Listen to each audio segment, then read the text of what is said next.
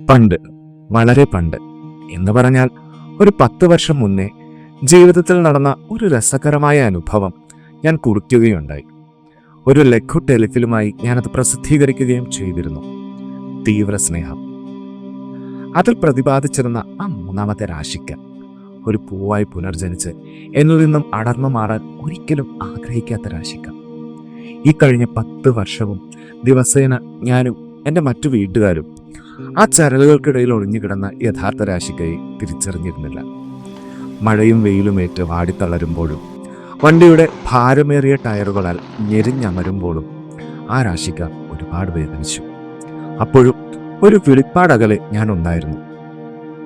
ഒന്നുറക്കെ ഒച്ചയുണ്ടാക്കി എന്നെ അറിയിക്കാൻ ആ രാശിക്ക ഒരുപാട് വട്ടം ശ്രമിച്ചിട്ടുണ്ടാകും. കൊടിയ വേദനകളും യാതനകളും സഹിച്ച് ആ രാശിക്ക എനിക്കായി അവിടെ തന്നെ കാത്തിരുന്നു. ഞാൻ കണ്ടില്ലെങ്കിലും എന്നെ കൺനിറയെ കണ്ടുകൊണ്ട്. ശിലയായി മാറിയ അഹല്യ ശാപമോക്ഷത്തിന് കാത്തിരുന്ന പോലെ ദൈവദൂതന്റെ വരവും കാത്ത് ആ രാശിക്ക ദിനങ്ങൾ എണ്ണി തീർത്തു.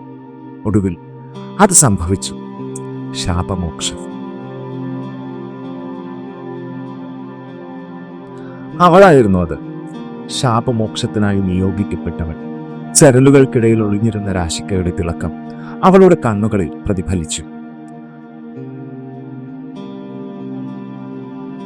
അവളുടെ കയ്യിലിരിക്കുന്ന രാശിക്കയെ ഞാൻ അത്ഭുതത്തോടെ നോക്കി നിന്നു. ആ രാശിക്ക എന്നോട് പറയാതെ പറഞ്ഞ ഒരുപാട് പരിഭവങ്ങൾ ഉണ്ടായിരുന്നു. ഞാൻ അന്ധാളിപ്പ് മാറാതെ അങ്ങനെയേ നിന്നു. എന്നാലും 10 വർഷത്തോളം ആ രാശിക്ക എന്തേ എൻ്റെ കണ്ണിൽ പെട്ടില്ല? എത്രയോ വട്ടം, എത്രയോ നേരം ഞാൻ ആ മുറ്റത്ത് ചിലവഴിച്ചിട്ടുണ്ട്.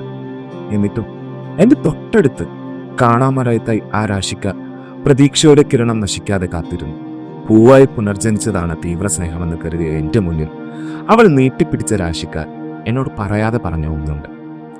നമ്മൾ ഇഷ്ടപ്പെടുന്നവർ നമ്മളെ അകറ്റി നിർത്തിയാലും പ്രതീക്ഷ നശിക്കാതെ ആത്മാർത്ഥമായി അവർക്ക് വേണ്ടി കാത്തിരുന്നാൽ ഒരു നാൾ അവർ തീർച്ചയായും നമ്മുടെ സ്നേഹം തിരിച്ചറിയുക തന്നെ ചെയ്യും.